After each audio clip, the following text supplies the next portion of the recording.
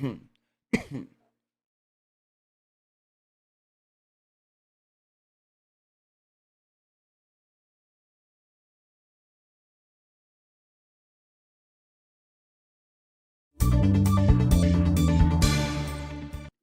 guys, it's Tim, and this is Wrestling Unlimited, as it is September 3rd, 2023, and tonight was AEW All Out.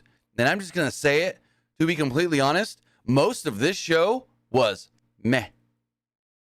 Like, don't get me wrong, really good matches.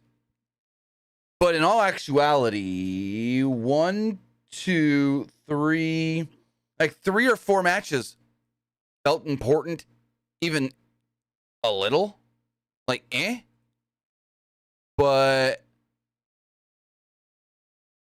like the thing here is, it's like 3 or 4 of these matches on this show felt important and like they meant something. The rest of the 13 were just matches. It was like if we were to have a very special episode of Collision, and everyone tried super hard because it was supposed to be a super special episode. That's what this show felt like. Nothing had stakes for the most part. Yeah, there was a bunch of titles on the line, but there were a bunch of title matches that nobody cared about. I mean, who really cares about John Silver and Alex Reynolds challenging MJF and Adam Cole? Who really cares about Shane Taylor challenging Samoa Joe? Like, nobody. Who really cares about? Like, I can go on and on. Who really cares about Jeff Jarrett, Satnam Singh, and Jay Lethal challenging the Acclaimed and Billy Gunn? Nobody. Did anybody think those titles would change hands? No. Out of all the matches we got, if I'm being completely honest, I'm looking at all the title matches here. There were 1, 2, 3, 4, 5, 6 title matches. One of those, I thought we'd see a title change. I could see some people thought Darby may have won. Other than that, no one even batted an eye. No one even thought for a second, oh, well, Ruby's going to win this belt. Oh, think Taylor's going to win that belt. No. And then you have a pay-per-view where there's no world title, and the world title was never even supposed to be defended on this show. What? Come on. Your world champions in the opening match, tag title match that was just there. Like, this show to me was a little bit of a letdown. I'm gonna say it. I was a little bit let down by most of this show. Not to say that there wasn't great action. Not to say that Bryan Danielson and Ricky Starks didn't steal the show. No, I don't know about that. Because I think I'm still torn on if Ricky Starks and Bryan Danielson or Orange Cassidy and Jon Moxley were the better match. I'm not 100% sure on that, thinking right now just coming off of it. But talk about it more here in a moment. I got to get to housekeeping. I'll say thank you for joining me here. Twitch.tv/PWU Unlimited, YouTube.com/Pro Wrestling Unlimited, and podcast services all around the globe like Stitcher, Spotify, Google Pod, Apple Pod, Anchor, iHeartRadio, and so much more. Remember, if you are watching live on Twitch, you can help us out a couple of different ways. You can either help us out by hitting that donate button down below or by donating Twitch bits in the live chat. Also, remember, you can help us out by subscribing to the channel one of 2 different ways. You can subscribe with a tiered subscription, or you can subscribe with Amazon Prime, because remember, if you have Amazon Prime, then you have Prime Gaming. Prime Gaming gives you a lot of cool things like free games, free stuff for games, and you always get 1 free subscription to any Twitch channel you want to subscribe to throughout the month, and I'd greatly appreciate it if you did right here, Pro Wrestling Unlimited. Also, remember, head over to YouTube, hit that join button, and become a channel member. Finally, head over to the Epic Games Store. Head over to the Epic Games Store and buy something. Whether you're getting in on that Warner Brothers sale, whether you're getting in on that PlayStation sale, whether you're claiming the free game, Cave Story Plus, or getting bucks for Rocket League, Fortnite, or Fall Guys, use this code right here, PW Unlimited, at checkout, and you will be supporting us at no extra cost. Trying to get into Season 4 of Fortnite? What is it, Chapter 4, Season 4? Need that new Battle Pass? Use this code. Trying to get John Cena, Bianca Belair, and Becky Lynch in Fortnite? Use this code PWUNLIMITED at checkout. Again, doesn't cost you anything. Just a couple of seconds to type it in, and there you go. Heck, just go on your PlayStation or your Switch or your Xbox or your computer and put this code in. You're at the bottom of the item shop in Fortnite, and then you don't even have to worry about it again. You just leave it there, and it stays there. But with that, as far as this show does go, we had to watch the pre-show because there were matches on it. Now, I did miss the first 2 minutes of this battle royal. Actually, no. I missed the entrances, and then I saw everybody surround. So I didn't miss anything because the Tony Nese thing opened to the battle royal. So never mind. I thought I did, but it was I started it during entrances. So, former AEW World Champion Hangman Page has been relegated to the pre-show battle royal. What? One of the biggest stars you have, and he's on the pre-show in a battle royal. When I say this show really meant nothing, this show really meant nothing other than AEW wanted to say, hey, we're donating a bunch of money to a cause in Chicago.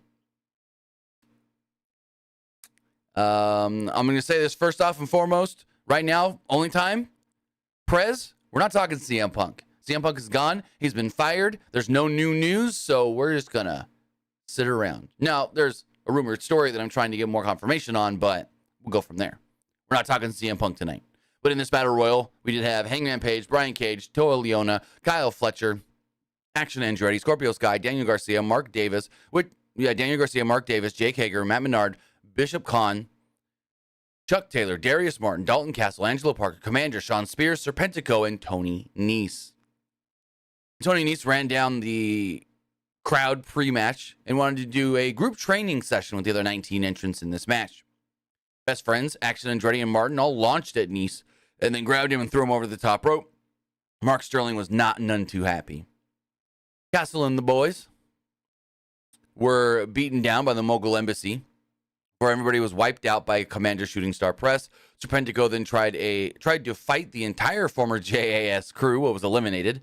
Spears and Garcia had a 10 thrust off. It was 10 thrust, 10 thrust, 10 thrust. Cool. It was kind of funny. And then they were attacked by Aussie Open. And then Garcia thrusted at each of them. This resulted in Davis and Fletcher eliminating Sean Spears. Numbers game got the best Commander as he was eliminated by the Mogul Embassy. The boys saved Dalton Castle from being eliminated at one point, but then caught Parker as well and placed him down in the most anticlimactic way. And commentary even said it. Oh, that was kind of nothing. Castle, however, was soon eliminated. Martin was tossed by Garcia and Menard as Taylor was dumped by the Gates of Agony. Khan was eliminated by Hangman, while Menard was shown eliminated on the opposite side, with Hager being eliminated by Sky soon after. Page and Beretta teamed up to dump Davis as Sky sent Garcia to the floor. Cage and Leona eliminated Sky, and we're down to now Andretti, Beretta, Page, Cage, Leona, and Fletcher. Both Fletcher and Andretti got to show off some of their athleticism until Fletcher dumped Andretti after a running lariat. Fletcher and Beretta then fought on the apron, where Beretta hit a half and half and eliminated Fletcher. Cage and Leona double-teamed Beretta until Cage hit an F5 to the floor to eliminate him, leaving Page 2-on-1. Page then fought off Cage's powerbomb and hit Leona with a buckshot before dumping him. Cage then tried a discus lariat, but instead hit a spinning neckbreaker. Cage and Page both fought over the top onto the apron until Page was able to hit a deadeye, and Cage fell to the floor. So there we go. Hangman Page does end up winning the Battle Royal. It was a fun Battle Royal. Great way to start the pre-show. And something was just standard, by the books, nothing happening. 6-woman trios. Tyreek, did you not watch the show? Did you not see Jon Moxley's entrance? The man walked out there and was out there the whole match, bandaged up, brother. Did you not watch the main event? Brian was there the entire match. He came out during the entrance and was there to celebrate afterwards. Yeah.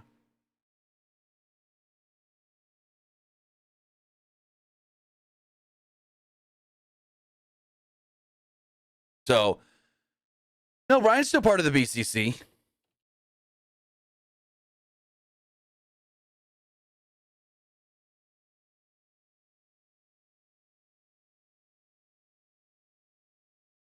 But as far as this next match does goes, Willow Nightingale, Sky Blue, and Hikaru Shida taking on Athena, Diamante, and Mercedes Martinez.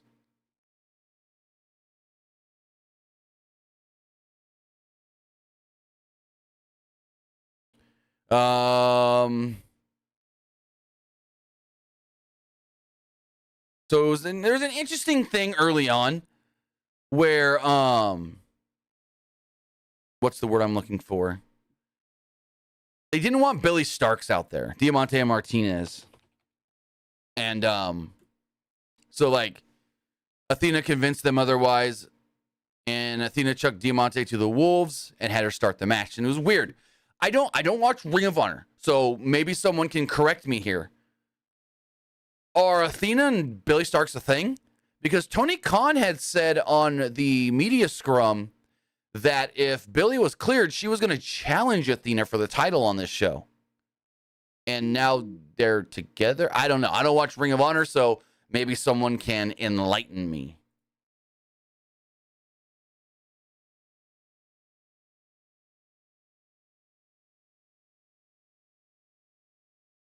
But as far as the match itself does go, Diamante was in there with Sky Blue, and she was met with a Blue Cross body.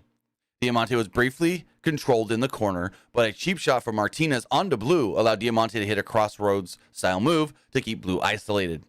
Athena started trash-talking her own team, which allowed Blue to make the tag to Nightingale, who ran wild on the ROH Women's Champion.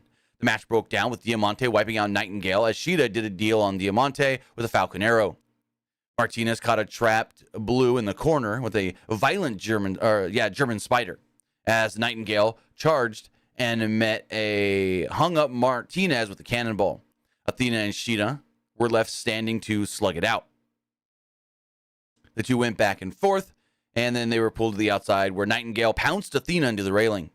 Martinez was then sent into the railing by Nightingale as well before hitting an assisted thrust kick. There's a Death Valley driver on Diamante as Blue hit a sloppy code blue and picked up the victory. Like that code blue at the end did not look good. She barely got it, barely got over on it, and I was just like, not a good match.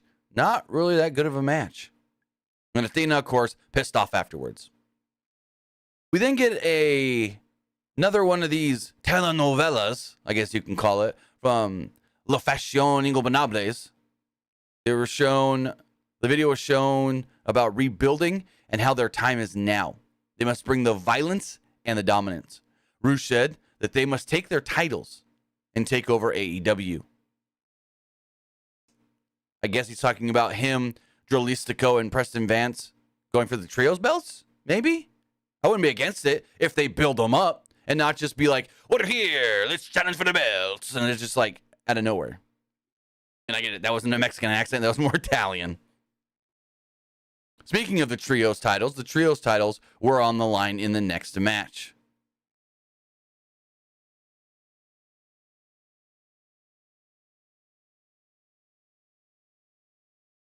It was the Acclaimed and Daddy Ass against Jeff Jarrett, Jay Lethal, and Satnam Singh.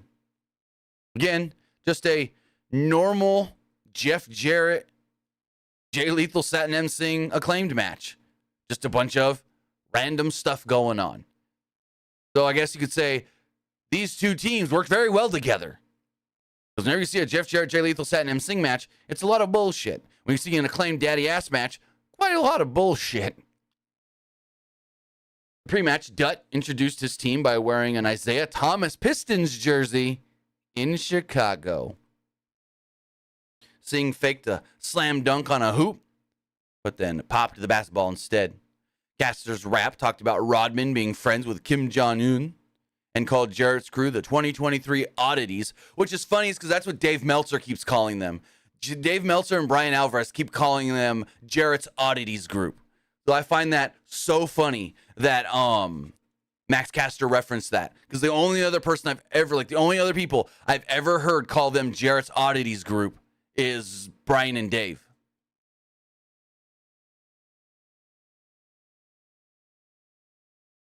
Daddy Ass and Mike Posey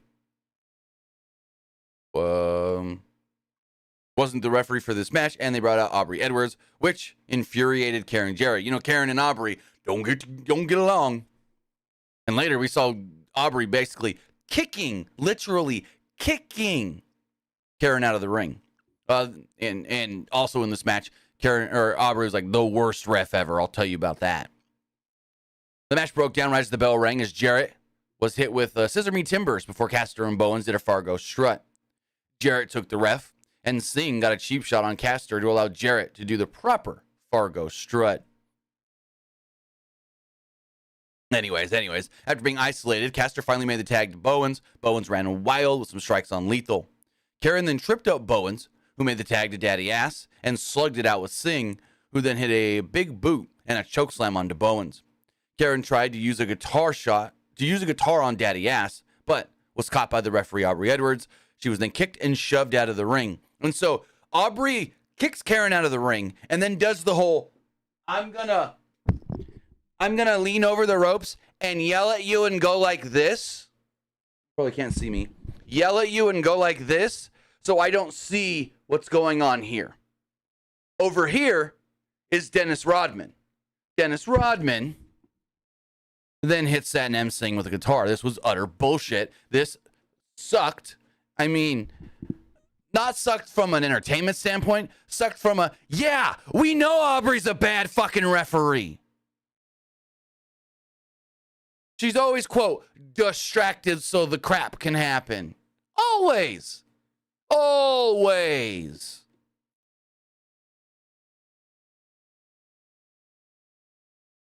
So that then led Lethal getting planted with the Famouser and Arrival and a mic drop.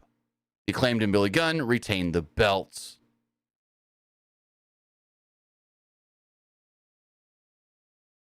Excalibur then welcomes us to the main show alongside Nigel McGuinness and Kevin Kelly.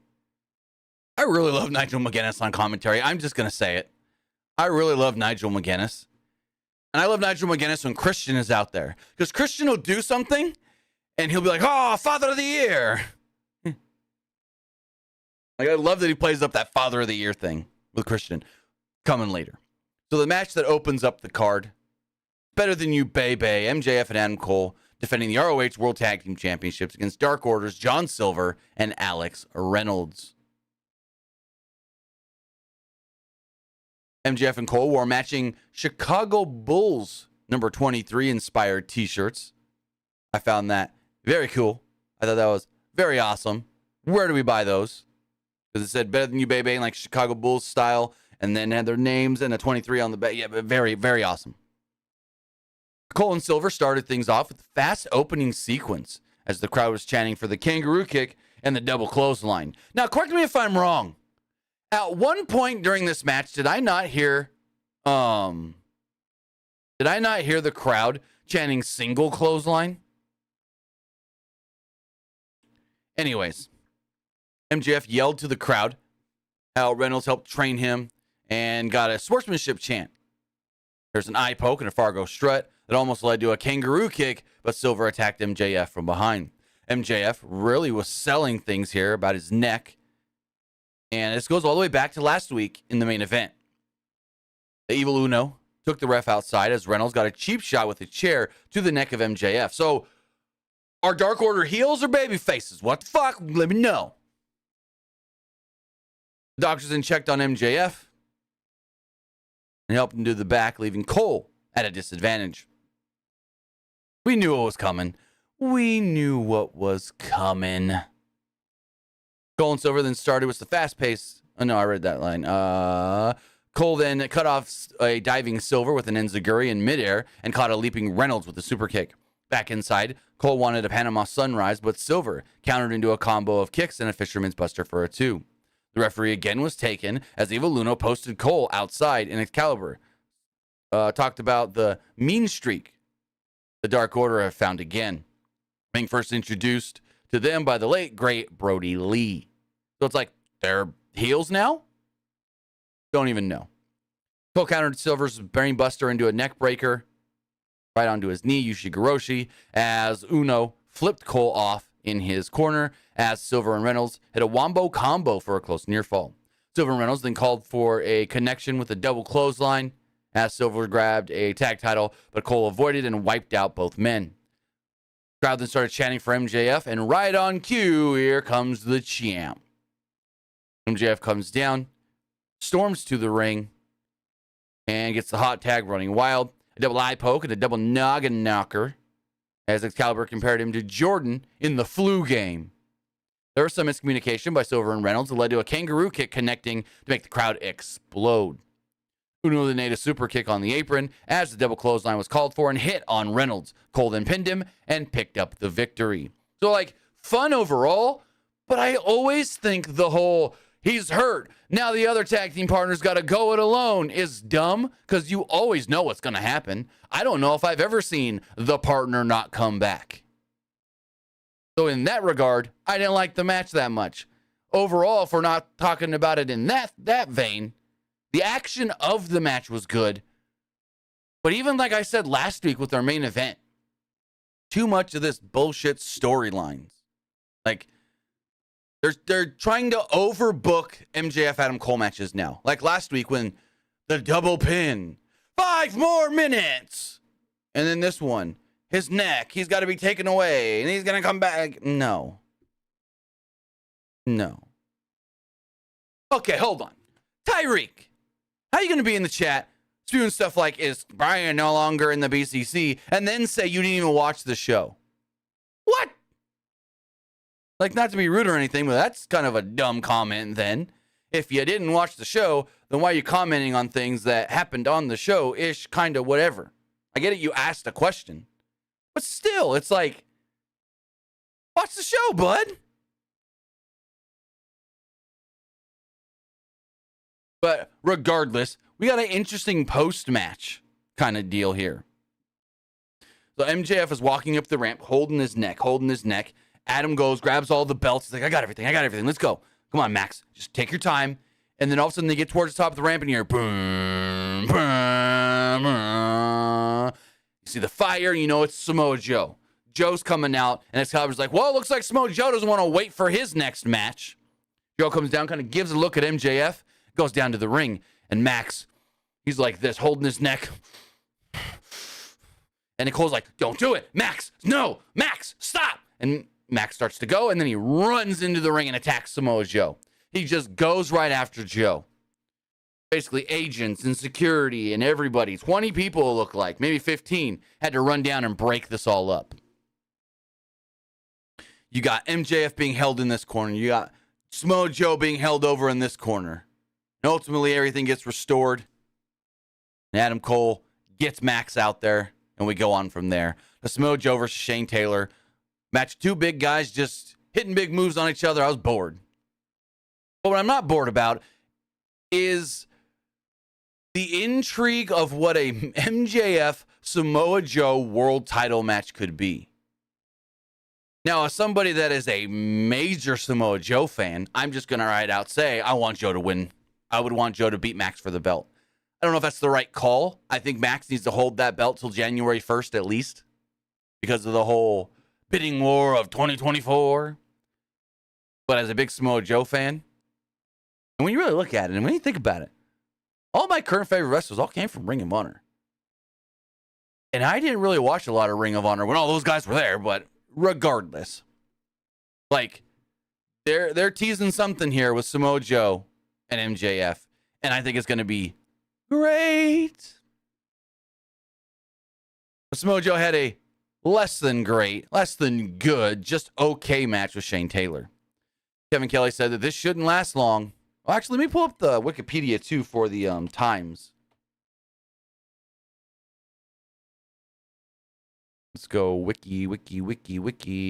How long did the first couple matches go? The Battle Royal went 11 minutes and 15 seconds. The women's six-man tag went 8 minutes and 30 seconds. The Acclaimed Trios match went 5 minutes and 57 seconds. And then the Ring of Honor tag title match, 14 minutes and 5 seconds. So Kevin Kelly says this match shouldn't go long, and it didn't really go too long. It went less than 6.5 minutes.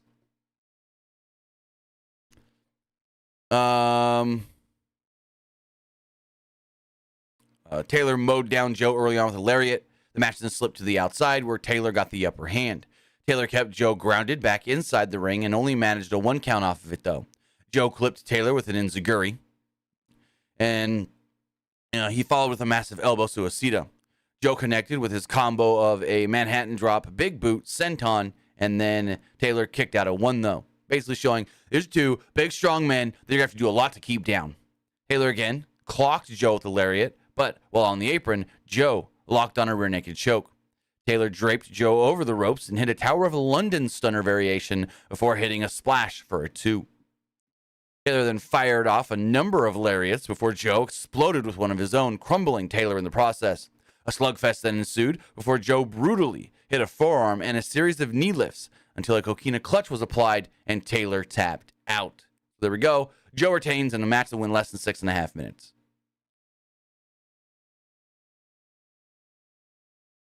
Next up, in one of the few matches that actually meant anything, because they've been building this match up for a while, was Luchasaurus defending the TNT Championship against Darby Allin.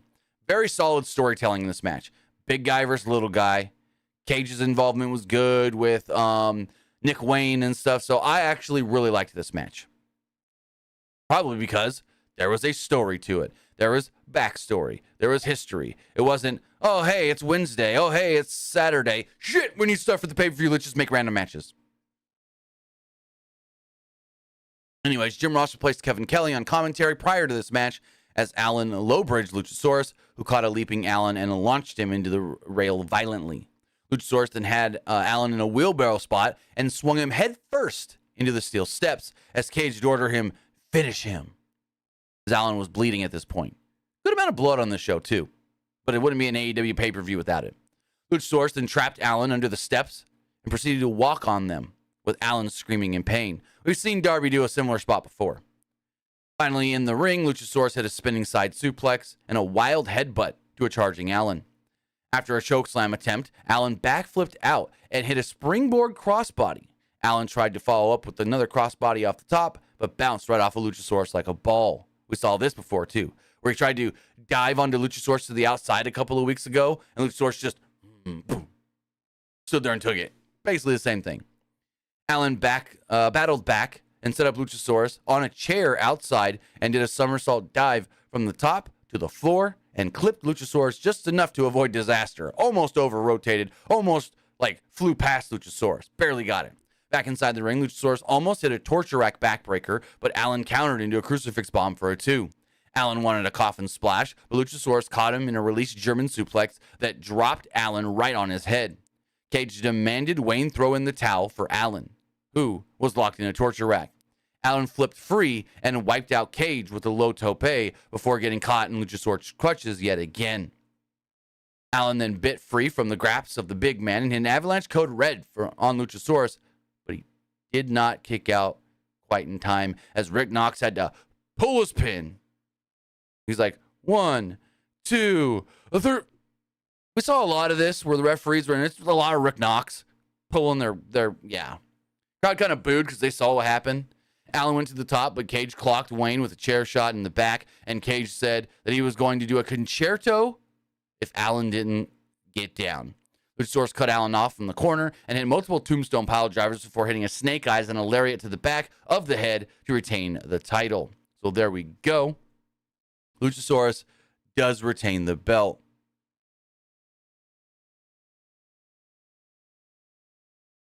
Then they start double teaming Darby. Like they're going to go for a concerto on him when Shawn Spears, Charlie Bravo, Sean Dean, Trent Beretta, Action Andretti, Ethan Page, and others would come out to stop them. Christian was like, let's go. We don't need any of this. And yeah.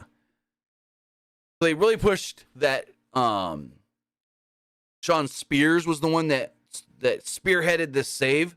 So maybe Shawn Spears is next for the TNT title? I don't know.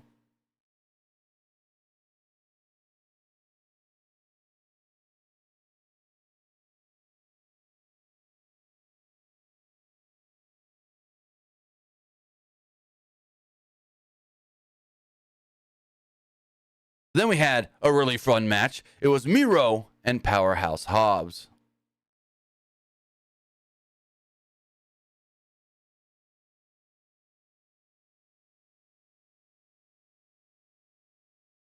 Excalibur referenced a great line Big E had said in the past. Basically, slap meat, meaty men. There are a lot of chants for slap that meat, meat forever, and holy meat from the crowd. Each man. Let me see.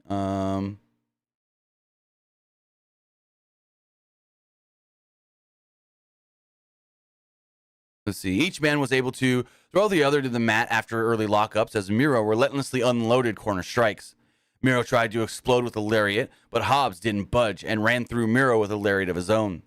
Miro battled back with his spin kicks and used his agility to hit a perfect drop kick. Hobbs used his amazing strength to hit an overhead belly to belly and stayed in control with another overhead throw. Hobbs missed a corner charge and spilled outside where Miro met him with a somersault senton off the apron. Miro then drove Hobbs repeatedly into the railing, but Hobbs slapped Miro in the face and tried wearing him back down. Miro then fought back as both men collided repeatedly with charges in the ropes. As the crowd chanted, meat, meat, meat, meat, Miro hit a succession of lariats with Hobbs not really going down until Miro finally dropped him with the last one. Miro channeled his best Sheamus and hit the 10 beats of the Bowdrin, basically. Hobbs then spun around and hit a front face suplex on Miro in the ring. Hobbs then went to the top, but Miro cut him off and hit a huge superplex. Crowd jumped to their feet.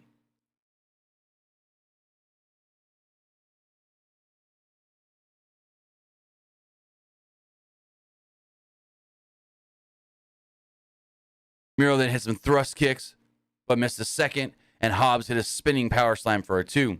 Hobbs got his answer to the early lariats by hitting multiple ones until Miro mowed him down with one and hit the thrust kick for 2. I wrote that weird. Miro called for the game over, but Hobbs was able to power out of it and backpacked Miro and drove him into the corner.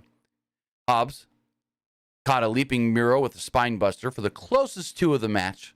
Hobbs then tried the game over, but Miro answered back with a spine buster of his own and a game over locked in tightly. Hobbs eventually taps out.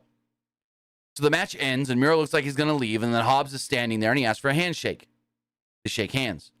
Miro goes to walk off, and Hobbs lets go of the handshake, but not fully, and so it felt like to Miro that he was trying to pull him back, but he wasn't, kind of, whatever.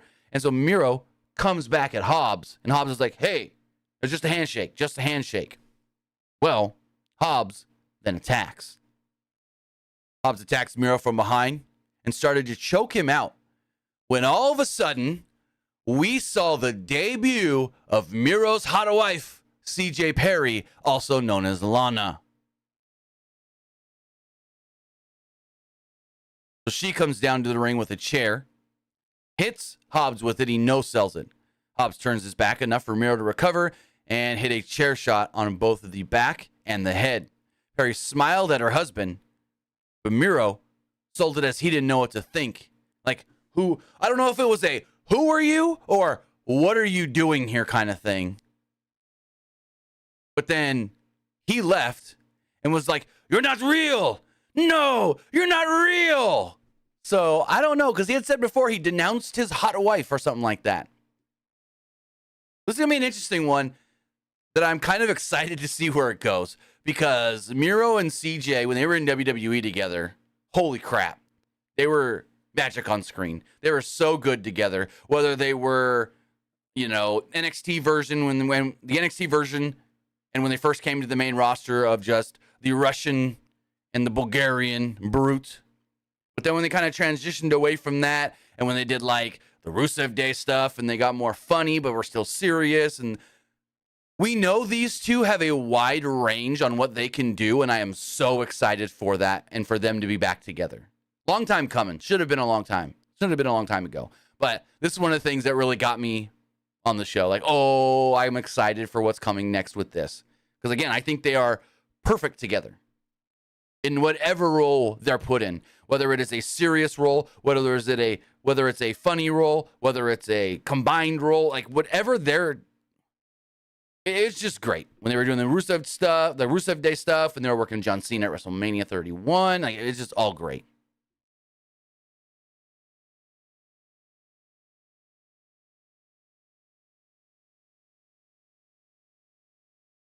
Then we had Chris Statlander, can't speak, Chris Statlander versus Ruby Soho for the TBS Championship, and Saraya was at ringside. So really, they had to follow what we saw last, Miro and Hobbs. And the crowd that loved that match didn't quite love this match. I'll just say that. This match was sloppy at times, and not all that great. Interestingly, Ruby Soho did not have the Outcast theme. She had her Rancid theme again, but no Taz to go, Ruby, Ruby, Ruby, Ruby Soho. So, unfortunate. No Taz at all, I don't think. Both ladies traded some offense early on as Soho missed a corner charge and Statlander connected with an awkward running knee. Again, some sloppy spots. Statlander sent Soho into the railing outside and chased after Saraya long enough for Soho to hit a missile dropkick and then take just the hardest back bump I've seen in a long time. She jumps off the apron. Like, I pretend this is her back. She jumps off the apron, hits the drop kick. When she hits the drop kick, you see she kicks Statlander because she then bounces back off of Statlander and you just hear, that looked like it hurt so bad. When she just splatted, is the best way to put it, on the floor. So, Statlander took advantage of this. No.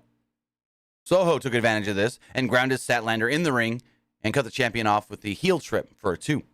Statlander fought back with some kicks, including a Desperation No Future kick that led to a double down spot. Statlander kept avoiding corner charges until she lit up Soho with a violent party in the corner. A nice snap power slam followed as Statlander hit a spinning fisherman's driver for a near fall. Statlander applied a gory special, but Soho countered into a roll-up and a cradle for a 2. Soho countered a Sunday Night Fever into a roll-up before both ladies got up and collided with crossbody attempts for the rest.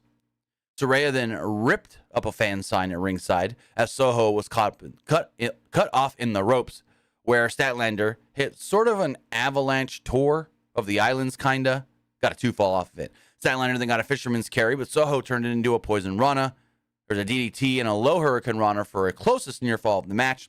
Statlander was then able to hit a blue thunder bomb, but Saraya trash-talked, and that allowed Soho to hit a no future and a destination unknown, but Statlander kicked out. Saraya then took the ref, because it's not an AEW match, especially an AEW title match, if there's not a ref distraction.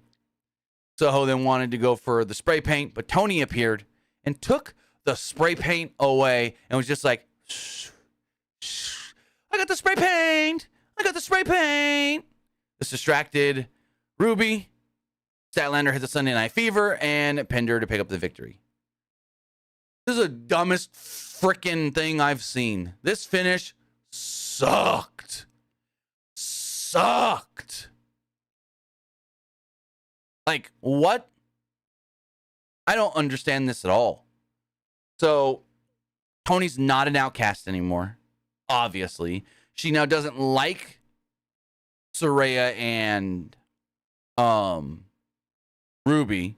So now she's going to screw them? What, is she going to cost Saraya the women's title? I don't know, but this sucked. What didn't suck was Bryan Danielson and Ricky Starks in a no DQ strap match. Danielson comes back a month early. Commentary even talks about it. Like, this man wasn't expected back for at least another month. Ooh, boy, was this great. Again, Nigel, great on the call here. Nigel was perfect for this match. Also had Ricky Steamboat on commentary as well. Ricky Steamboat joined commentary, and then we hear ba-da-na-bum, ba-da-na-bum-bum, ba-da-na-bum, ba-da-na-bum-bum-bum-bum-bum-ba-da. It's the final countdown. They got it again for Bryan Danielson. They got him the final countdown. Crowd sang along. It was fantastic. Starks, though, attacks prior to the bell and starts whipping Danielson with his own weight belt, a la his mentor, Cody Rhodes.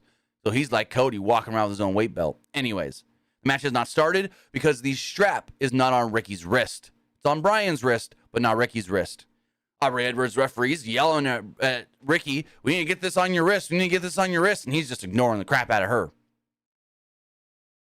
So they're fighting on the floor. He's hitting Brian with the weight belt. He's cracking Brian across the back. He even hits him at one point with the buckle of the belt, busting Brian's face open. Match hasn't even started, and Brian's already half his face covered in blood. Finally, it was that moment. Referee Aubrey Edwards started the match after she got them both in the ring. She put the thing on the strap on Ricky's wrist and rang the bell. Starks then choked Danielson with the strap and dragged him all over the floor before stomping on the head of Bryan Danielson. Starks then continued his assault in the ring as Danielson fought back with some headbutts and some kicks, but Starks whipped Danielson in the side of the head with a strap. Danielson was bleeding buckets at this point as Starks wanted a superplex, but Danielson slid through and crotched Starks. Danielson violently whipped Starks repeatedly and got his revenge, choking Starks, who was trapped in a tree of woe. There was a baseball slide that sent Starks to the floor, but Starks used the strap to pull Danielson in and crack him in the face. Starks then opted to trash talk Steamboat as Danielson was able to post Starks in the process, busting him open as well.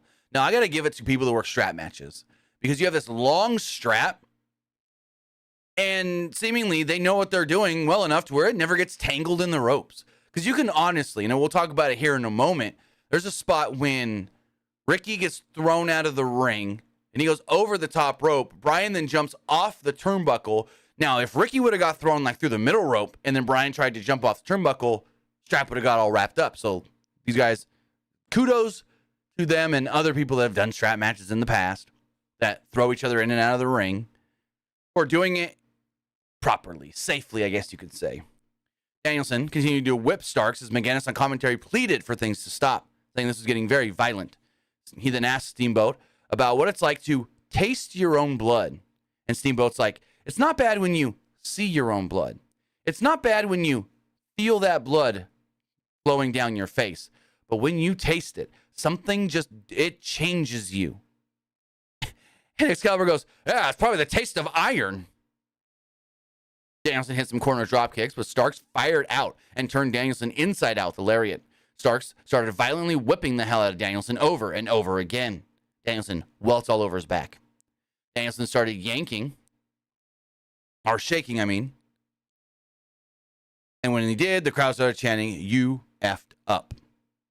Starks then gasped as Danielson answered with whips of his own, kicks aplenty to the point where Starks crumbled and the crowd applauded on their feet. Big Bill would then appear and attack Danielson as Ricky's Steamboat would jump off of commentary and yank Big Bill off the apron, hit him with a chop, punched him in the head, and then Bill pushed him down. This then led to Ricky Starks being thrown over the top rope and knocking over Bill. Danielson then jumped to the top rope and cross-bodied both of them. Good to see they got Ricky Steamboat involved, though. Danielson went for some kicks back inside the ring where Starks exploded out with a spear and a close two. Starks then went for the Rochambeau, but Danielson slid out, hit a Busaku knee, and Starks kicked out. Danielson started kicking Starks in the head before applying a label lock. He wrapped the strap around the throat, and Starks expressed a masterful submission. Like basically like, I quit, and then he passed out.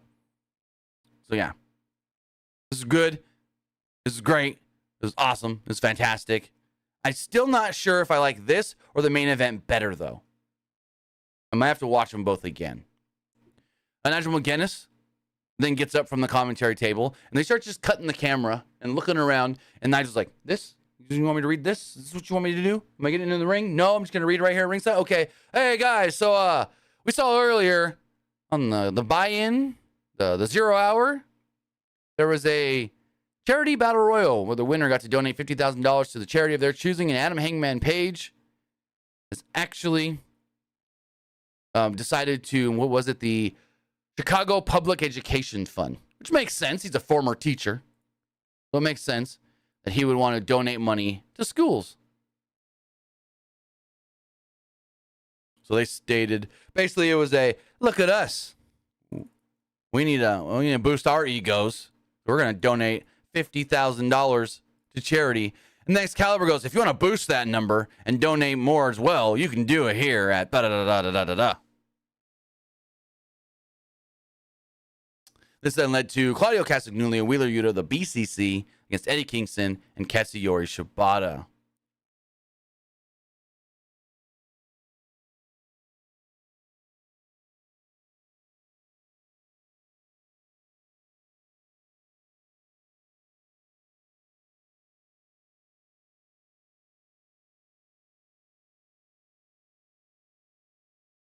As far as this match does go, Taz joined commentary as Kingston wore a shirt that read Claudio Sucks.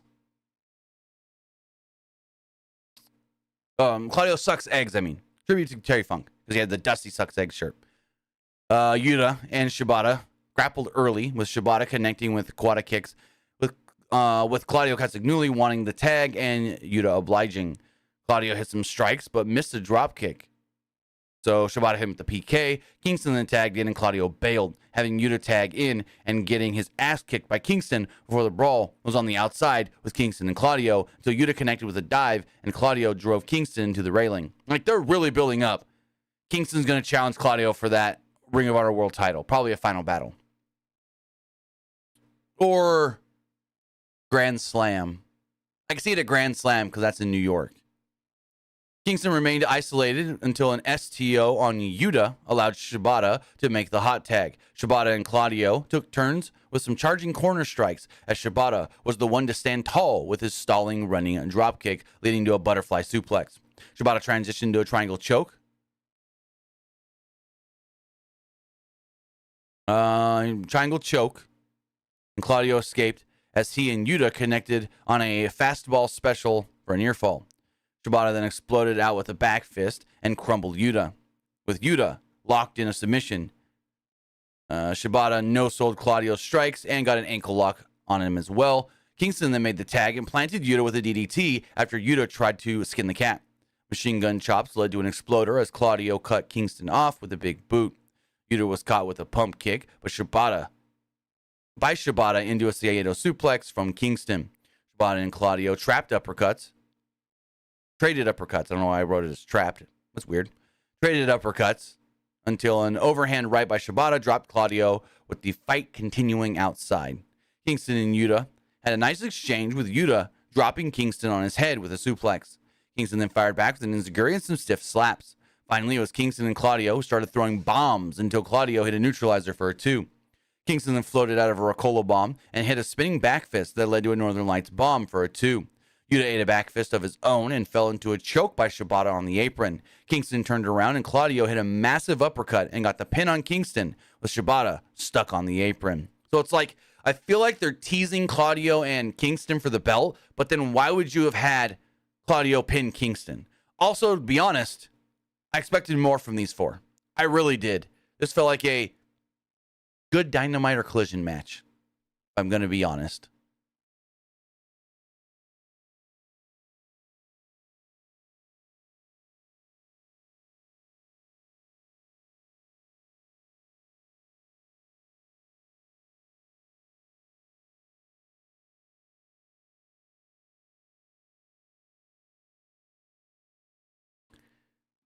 So we had that match, which was, if this was like a match on Collision, I would say, holy crap, that was good. But for a pay-per-view, well, I'd say it was great for a TV match, but it was only good for a pay-per-view match, if I'm going to be honest.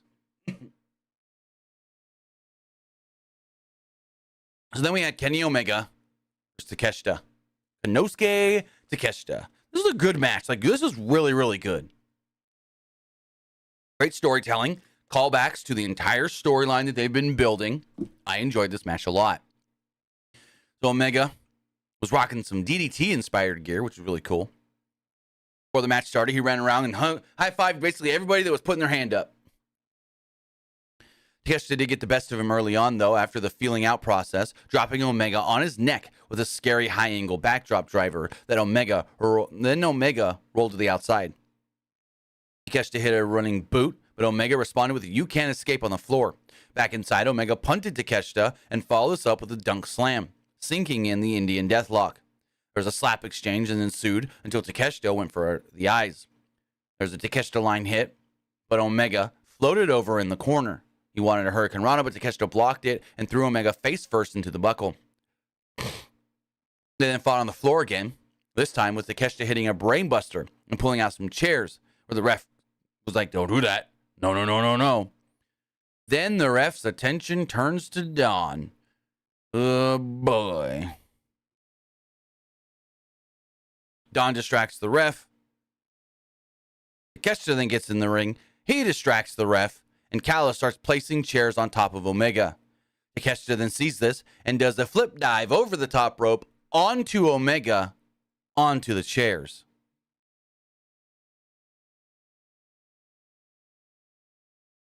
Takeshita then mocked Omega before hitting a Helluva kick and a Blue Thunder Bomb for a 2. It's like, oh, you just think you're Sami Zayn now, don't ya? Don't ya know?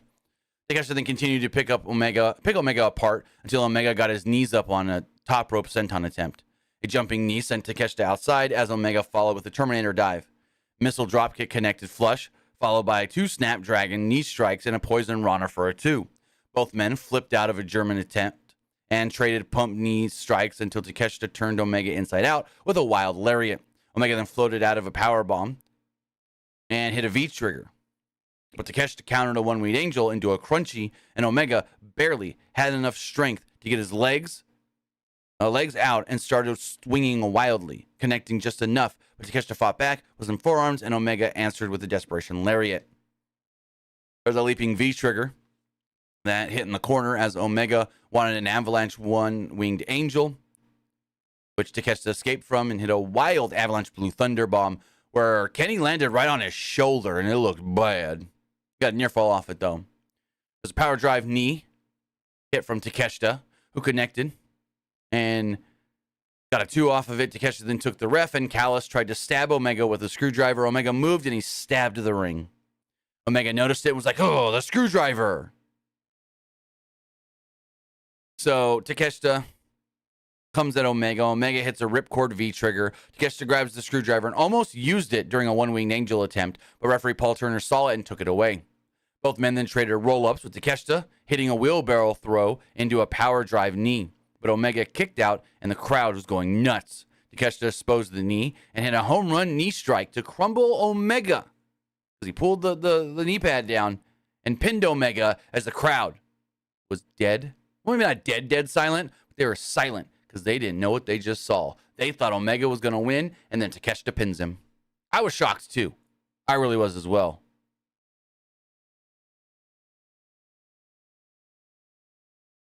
So, really, really cool.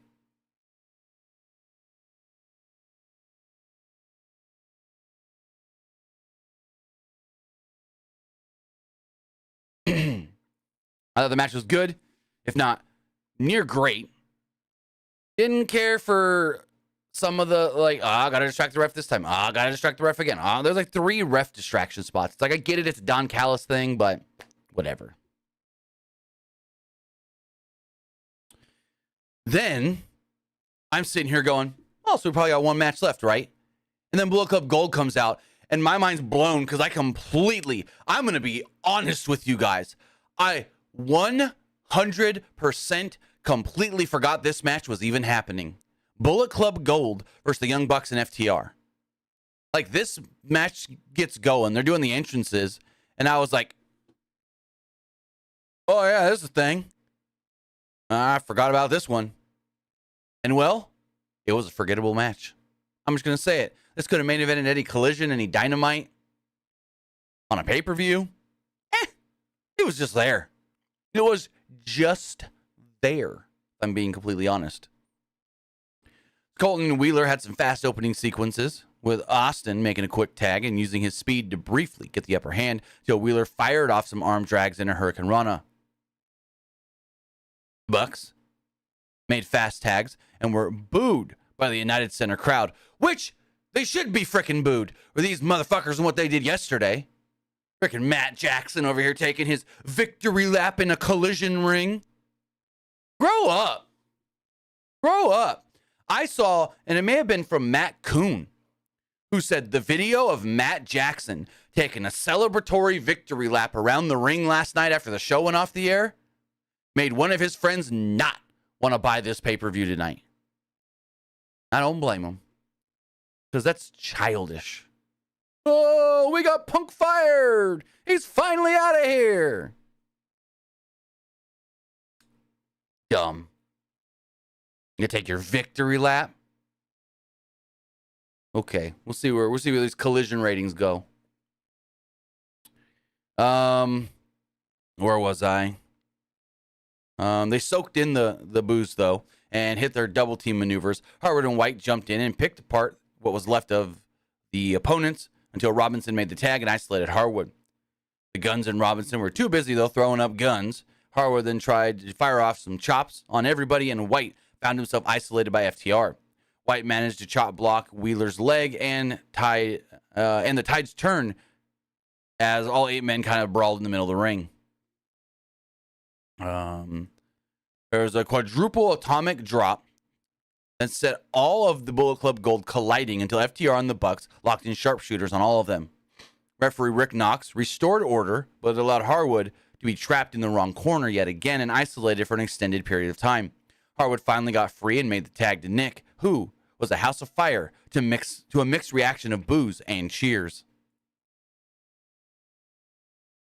So the Bucks then ran wild with their significant offense until Wheeler blocked a Matt super kick and instead hit a double super kick on Austin. Basically, he was like, "No, don't hit one by yourself. We'll hit one together." Nick tried his slingshot facebuster and a moonsault to the floor, but he cleared juice on his attempt. Matt and Harwood then hit spike pile drivers on Austin, and that was broken up. The match then broke down with Bullet Club Gold trying for a triple superplex, but White, Robinson, and Colton all got crotched. This led to a powerplex elbow drop 450 combo from FTR and the Bucks. Everyone started hitting dives and stuff, and this left Austin and Harwood in the ring colliding with a double clothesline. The finish was attempted as Nick and Wheeler hit a shatter machine, and Matt and Harwood hit a BTE trigger for a 2 on White. Colton laid out Matt with the Famouser outside, while White laid out Wheeler with the Blade Runner as Colton picked up the pieces and stole the pin to pick up the victory. So yes, Bullet Club Gold in the tag team champions FTR. Nick said to Wheeler that he was late for breaking up the pin. But whatever. It's like, I'm sorry I was late to break up the pin or something like that. He apologized. He was like, yeah, you apologize. Okay. Cool. So we go into our main event. This was fantastic. Orange Cassidy's reign as international champion is now over. But boy,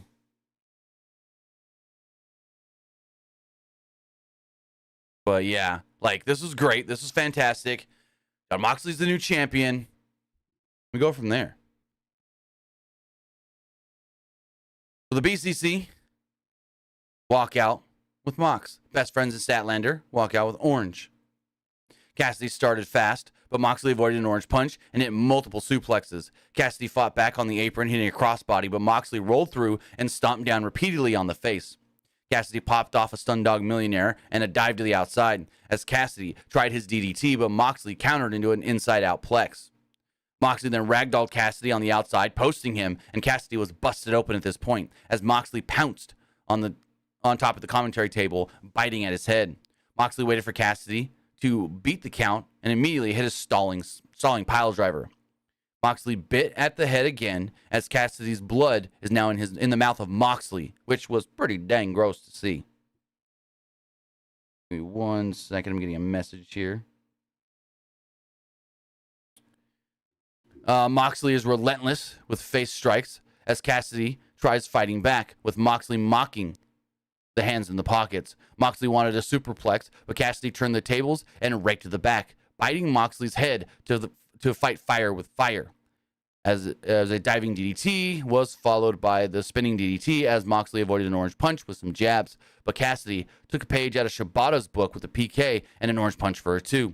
Moxley countered a beach break into a gotch-style pile driver as Cassidy nearly got a flash crucifix, but Moxley got a rear naked choke. Moxley transitioned to an arm breaker and a label lock as Cassidy nearly tapped, but he didn't. Cassidy got the ropes and fell to the outside. Moxley exposed the floor by ripping up the mats. Cassidy countered a pile driver into a beach break on the floor, followed by a dropkick, sending Moxley headfirst into the steel steps. Moxley then beat the count, but Cassidy hit multiple orange punches, the third being blocked into a cutter. Cassidy spun out of a Death Rider into another orange punch and a huge spear for a near fall. Pocket offense from Cassidy, which got more and more intense to fire up the crowd until Moxley hit a wild lariat until Cassidy no-sold it. But Moxley hit it again for a 2. There was a Death Rider that connected, but Cassidy just rolled the shoulder barely to kick out. Cassidy then dripped blood all over as he rose to his feet and flipped off Moxley, who flattened him with yet another home run. Death Rider fell on him and pinned him to pick up the victory. So there we go. New international champion, the BCC. I'll celebrate with him at ringside. And the crowd in Chicago's going wild. And then the BCC, they leave. Cassidy is still in the ring, laying there. He eventually gets to his feet. The crowd is chanting for him. And the show goes off the air with the crowd and the fans chanting for Cassidy. This was great. This was fantastic. I loved that this was the main event. I really, really did. I thought this was the perfect way to cap off this show that was just all right. But with that, guys, you know what I thought of the show. Now it's time to hear what you guys thought of tonight's AEW All Out pay-per-view. We do have the polls here that we're going to refresh.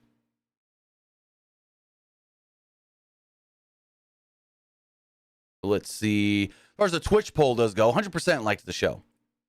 As far as the Twitter poll does go, 64% liked the show, 20% didn't like the show, and 16% thought it was just all right. Looking at the YouTube community poll, 60% liked the show, 24% thought it was just all right, and 15% didn't like it. Person here says 10 out of 10. Person says loved it. Person says went in with low expectations, but they over-delivered big time, 8.5 out of 10. Person says so bad, no CM Punk. And this person said way too long as usual. What do you expect from an AEW show? You know, with 13 matches, you're going to get a long show. But to be honest, this show was really only like a half hour longer than the WWE show yesterday, and no one was complaining about the length of that. So, with that, guys, that is going to wrap everything up. Just an okay show. They did announce that on Wednesday, Aussie Open will be taking on the Les Sex Gods. That's the only thing that I believe has been announced for Wednesday. So with that, guys, going to wrap everything up. We'll be back tomorrow morning for the wrestling wrap-up, and tomorrow evening to talk Monday Night Raw. So with that, have a great rest of your night. Have a great Labor Day tomorrow if you guys don't got to work or go to school, and we'll see you next time.